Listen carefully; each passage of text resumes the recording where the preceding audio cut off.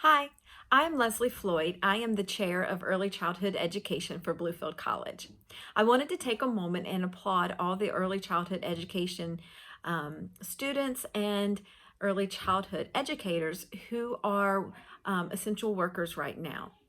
Um, Other essential workers, such as healthcare workers, policemen, um, food services, they wouldn't be able to perform their professional skills without the help of you caring and loving and educating their children. So I applaud you. I'm extremely proud of you and so thankful that you are part of this profession. With that, I know that this has most likely been a very stressful time for you all, both personally and professionally. So I wanted to take a few moments to talk about self-care and how we can better care for ourselves.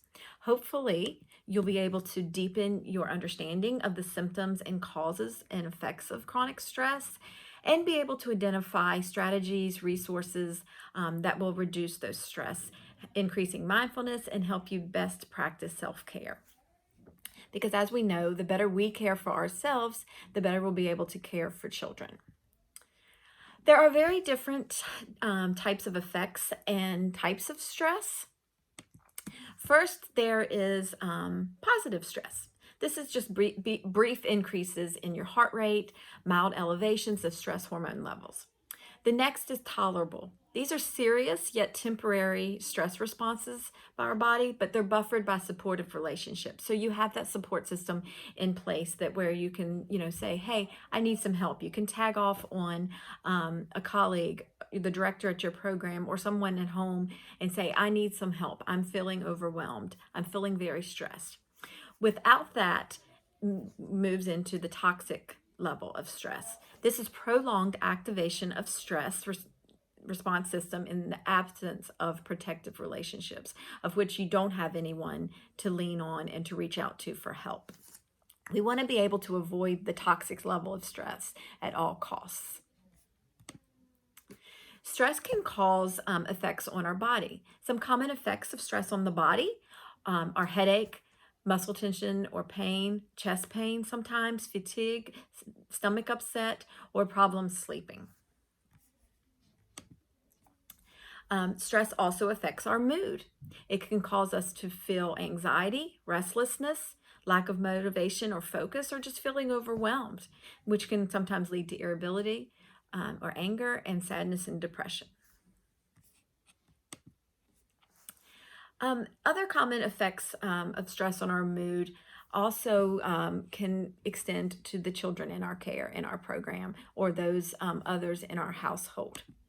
So what does this mean for early childhood education providers?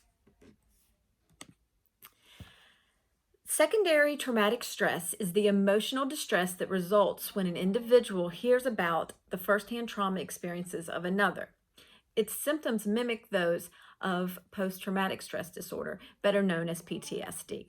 So basically, this just means that the children experience a level of stress based off of the stress that we are exhibiting. Healthier, less stressed early educators are better to engage in high quality interactions that support early learning. And you know through previous training and education that those are what we want. We want increased positive interactions, which lead to a higher quality program and better outcomes for the overall development of the child. Children cared for by less stressed teachers were less likely to exhibit big behaviors. Less stressed teachers were more likely to perceive children's behaviors as problematic. That's probably because the teacher, his or herself's not feeling on edge or feeling so overwhelmed. And so they're able to perceive those behaviors in the classroom with the children as less problematic. And teachers reporting more stress symptoms also have lower process quality ratings in their classroom.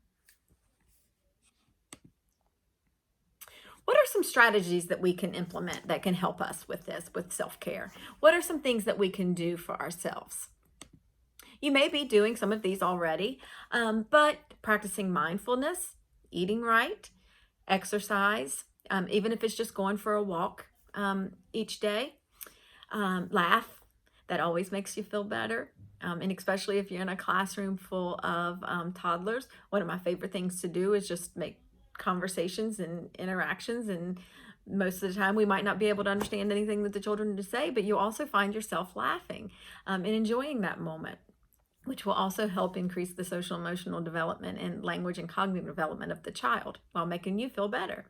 Um, Watching a movie can help. If you're home at the end of a long day, watch your favorite movie, journal, share a story, set boundaries. Those of us who are all working from home now and are all together all day long.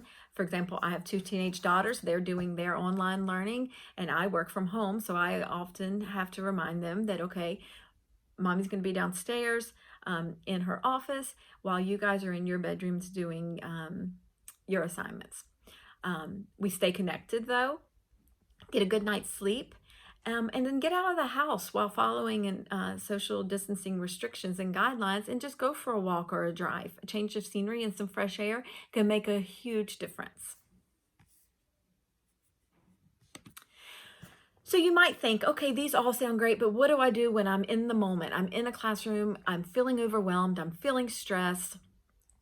I would first encourage you to take deep breaths, deep, calm breaths.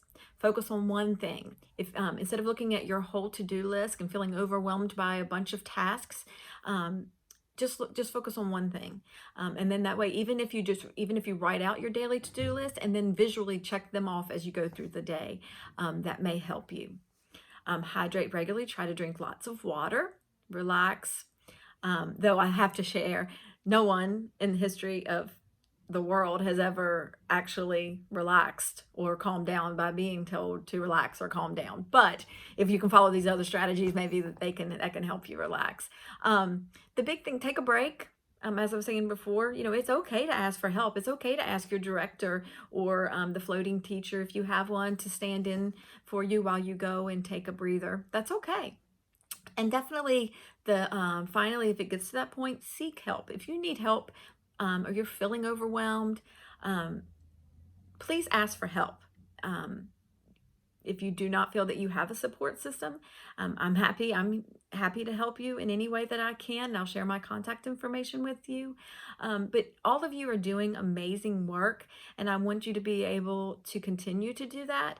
But the best way to do that is through caring for yourself so that you can best care for others. Please feel free to contact me if you should have any questions, or like I was saying before, if you just need someone to talk to. My name is Leslie Floyd, and my email address is lesliefloyd@bluefield.edu. I thank you so much for listening, and please reach out if you need to. Have a great day. Bye-bye.